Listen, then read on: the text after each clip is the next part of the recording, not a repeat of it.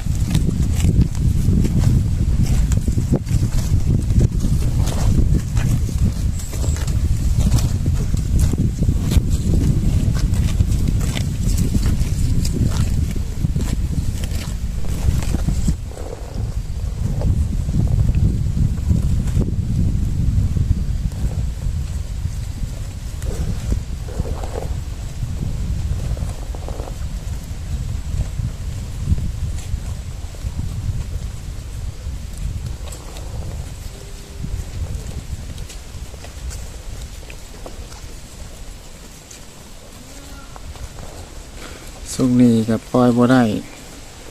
ปล่อยงัวบ่ได้เนาะเพราะว่าเขาเจ้าก็ยังบ่ทันได้เกี่ยวแต่คนก็ยังบ่ทันได้เกี่ยวเขาอาศัยเลี้ยงปล่อยตามเดินที่ของตนเองที่มี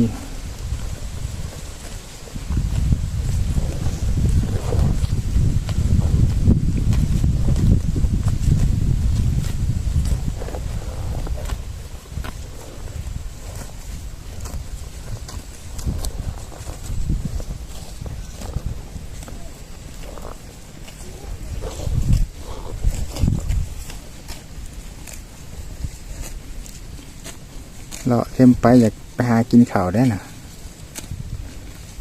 2-3 ตัวเท่านั้น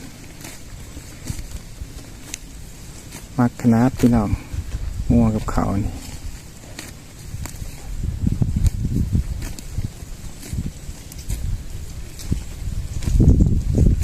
ปุ่นอยู่อมกกม่วงแมนมะเถาเพิ่นกับมาเบิ่งน้ำมาเลี้ยงอะไรเพิ่นนะ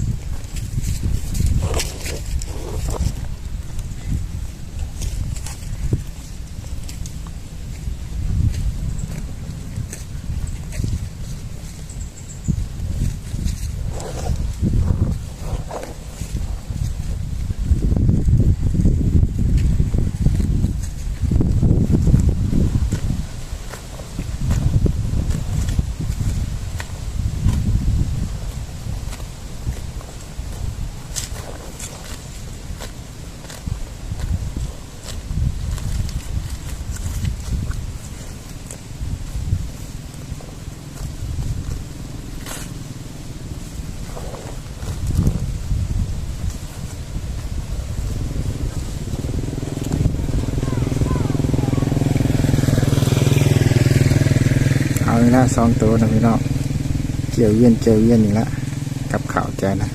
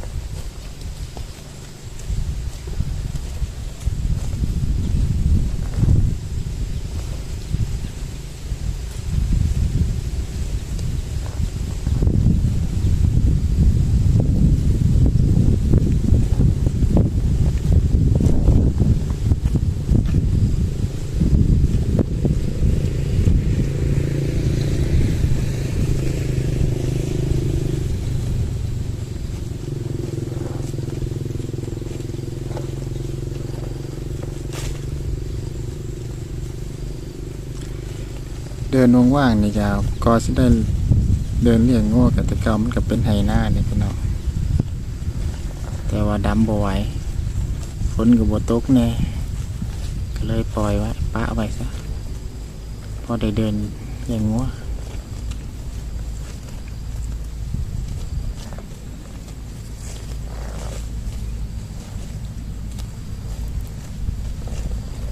งัวก็บ่หลายพี่น้องไปตัว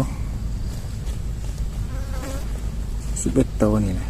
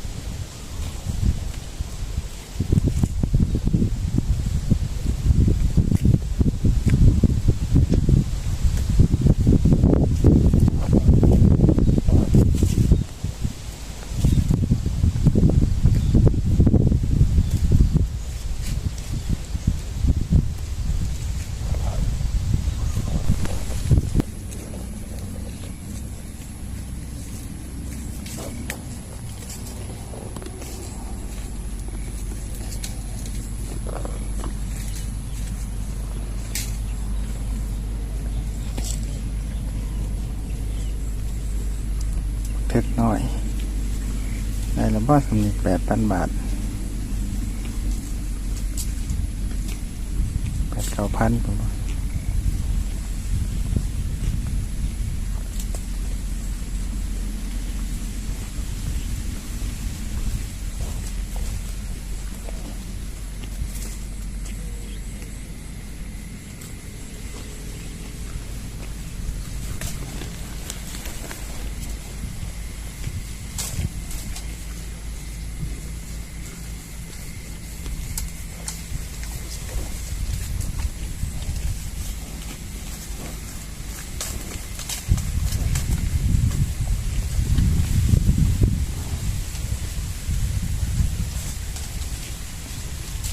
หญ้าบ่กินมากินใบไผ่แล้วบัดนี้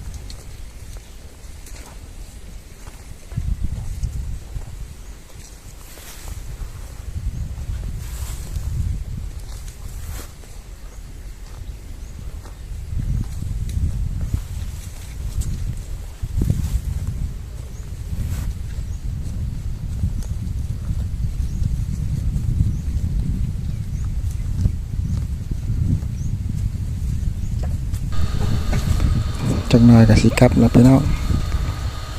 พบกันใหม่คลิปหน้าเด้อสบายดี